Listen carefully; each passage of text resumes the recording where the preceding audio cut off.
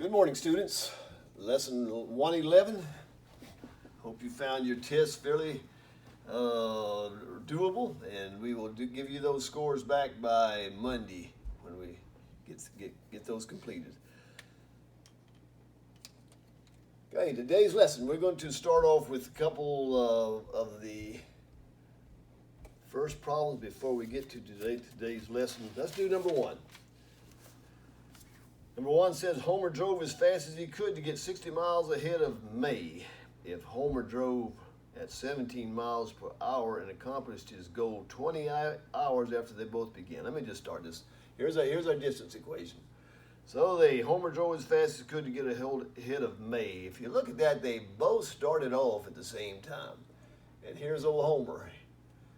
At some point there, he got 60 miles. We just put the 60 ahead of May. So this is the distance of Homer. He's 60 miles ahead of May. Looks to me like when we have that, we will have a rate and time of Homer equals the rate and time of May plus 60. She was 60 behind. That's somewhat normal for girls. They usually get behind. Here we go then. We have Homer drove at 17 miles per hour. We see that. And we do not have a rate of May. Probably really slow, of course. Now what we do have is the times. And look at that again. They said they accomplished their goal in 20 hours. Processing that, I think they both had 20 hours, right? Let's put 20 for times on both of those. Now we have 3 of the 4. That's what we're always looking for. And this is by being side by side. 17 times 20, that should be 340 equals, we can just turn this around. We have 20, and we bring the RM down, plus 60. This is an easy one to solve. Put the positive 60 over on that side, becomes negative 60. This would be 280 equals 20 RM. Divide by 20. 2 and 8, 28 is 14. I believe RM equals 14. That's the rate. And up here, remember that's miles per hour, right? So what are they asking for? How fast did May drive? 14 miles per hour. I don't know what she was driving, but that's a slow rate of speed for most vehicles. Okay, there's number one. And we'll look over here. I have number 7 to look at. Oh, this is the new stuff. Number 7 is new. I'm sorry, it is not. It is not. These are the functions in, again, I'll quickly tell you, I do not understand this a whole lot. I'll show you the method. But A, B, C, and D, do you remember we make our own little homemade graph here? A little bit of a graph. And on the first one we have is, the next one is nearly the same, but it has a negative sign in front of it. The third one is a square root of x, and they included a negative 1 underneath. And the last one is x. I'm going to put the positive 1 on the back like this, if that's okay. So that doesn't make it was on the front. Okay, do you remember what graph it is when we have a square root? This is your sign, something like this. Okay? And all of these have the square root of the same type of sign. It's just going to be turned around, positioned separate, different places. So this is simply we don't have any number, so we start off with the center, the 0 mark, and we take it up and over. That's a positive x. This one should be very similar. Besides, you notice we have a negative sign. What do you think we do with that? Start off the same place at 0 and go down this way. This is negative. Here we have a negative 1, now, and here's a positive 1. How do we know which line that we address here, the X line or the Y line? This is just my observation, not really teaching you much. Here is observation. Whenever it's included under the square root sign, or if it was included in a inclusive marks, then we deal with the X line. This one is not included in under here or in the inclusive line, so it's going to be on the Y line. Can you learn that with me to start with? And whenever it is in an inclusive lines or in a square root, inclusive under the square root, like this one is, then we always use the positive. And this is -1. Well, here's our X line, right? This is going to become +1, and I think +1 would be somewhere like this. So we do our graph like this. Start off at that point. That's that one. Okay, this one again is not in the inclusive line, and it's not underneath of the square root sign, so it is on the Y line, and we use it just like it is. So that's a +1, and right here's where we start, and we go up and over. Not teaching you a whole lot, but showing you how to do it. That is number 7. Number 8, similar. This one is an x squared plus 1, and which one of those A, B, C, or D does that include? Now, if you remember, is this one dealing with the Y line or the X line? Remember, we just talked about this now. Does it have inclusive signs around it? It does not. Does it have the square root sign over it? It does not. So it is going to be on which line, my students? On the Y line. On the Y line, I'll just do it here for you. So in the Y line, where would it be? It would be on the Y line in a +1, somewhere right in here. Now read A, B, C, and D and see what it says. The first one says, shifted vertically up 1 unit, or 1 unit to the right, 1 unit down, 1 unit left. Which one is it? Which one is it? Does it address? 1 unit up. Is that right? This is where we have placed it. 1 unit up. So that is the answer. That is going to be A. That was number 8. Number 10. This is 10 and excuse me. 10 and 11 are the new stuff. Must have a little corona, not bad, just a little bit of corona. 10 and 11, those are actually done completely different. So don't think that because they're new for today that they're the same. But I'll just show you what we do. Here's the original. That x plus 6 and 11. That's the original like this. Fairly simple. All we have to do is get this x in the middle and get rid of the +6. And then we can put it on the number line. And also look at it, what domain is it?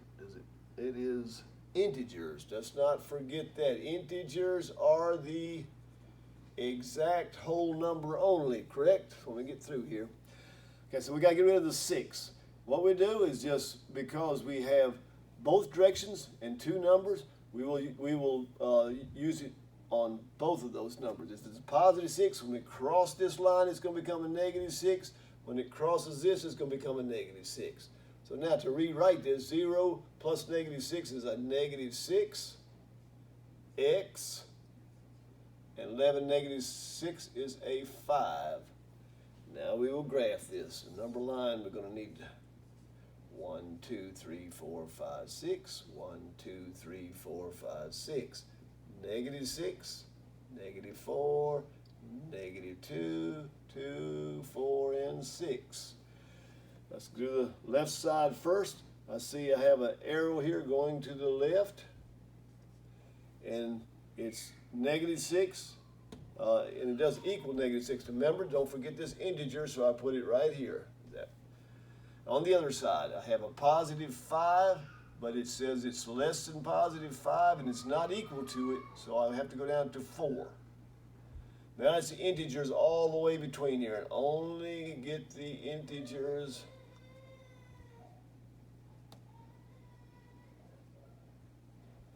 that, no, I'm sorry, does not have the zeros on that. I mean the arrows. It's only these in between. -6, less than 5, integers. The next one will be 4. So here we have all of your integers included. All right, I think we'll be dealing with this every day for a little while here. So you got that? That was number 10. Now 11 is not the same kind. This has the word or in it. The first one did not, but that or is what tells us it's going to be different. So we actually just deal with this x is less than -1 and x is greater than and equal to 5. What is our domain? Oh, don't forget your domain. Your domain is reals, which means everything inclusive. Number line is here. 0, 1, 2, 3, 4, 5, 6. 1, 2, 3, 4, 5, 6. Or -2, 2, 4, and 6. Deal with, when it has it or, deal with one side only. Looks like your arrow goes this way, and it's -1. It is reals. Here is -1 in reals, and it is not equal to it, so we put an open circle, and this way. Go to the other side. Can you figure that out on your own? It says x is greater than 5, going this way, arrow's going that way, and it also equals 5. So we not only put an open circle, because it equals it on reals, we put a solid dot. That is solving for number 11. Number 16. I just did this one because it's a little unusual from what we normally have solved. But maybe you on your own can think through how to do that. We have to get rid of the 4. That's our what's different. And when these are beside each other, understand that means that this is multiplied times that. So to undo a multiplication, we do what? We do the opposite, we divide. So we put this over on this side and put it underneath it here, and we divide by that. That is removing the 4. Now, does that make any sense? We have a square root of y equaling 5. We need to get rid of the square root sign, just like we've been doing in the past. We square this. What we do on one side, we do on the other. We square this side. By squaring this takes this out of the square root sign. 5 times 5, squaring that is 25.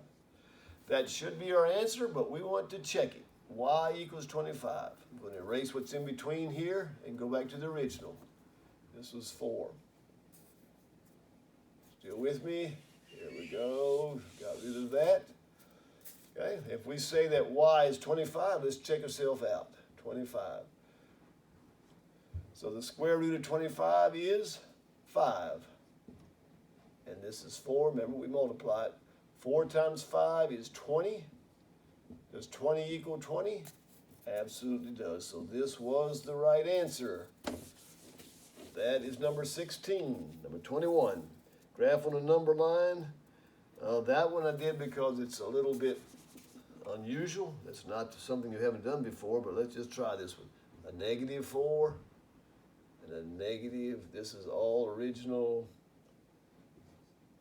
This is the original problem right here. Okay, I'd say the first thing we do is get rid of this -4, move it to the other side. It becomes a +4. So now we have, rewrite it, it's still, this is 0, is that correct? Now we have to get rid of the negative sign, excuse me. Get rid of that, we change the direction of the arrow, and we can do nothing because zero, -0, +0, all the same, so now we still have 0. Now how are we going to write that on a number line? 1, 2, 3, 4, -4, -2, 2, and 4. If you remember, on your 4 graphs. I forgot which lesson we did that, but of the 4 possibilities we had, I hate to take the time to even show you that, but do you remember that we had 4 of these? You have it written on one of your practice sets. One of them is like this, and one is like this, and one is, do you remember that? Look back on those 4. You will see with your direction like this that the arrows go out. And where do we start?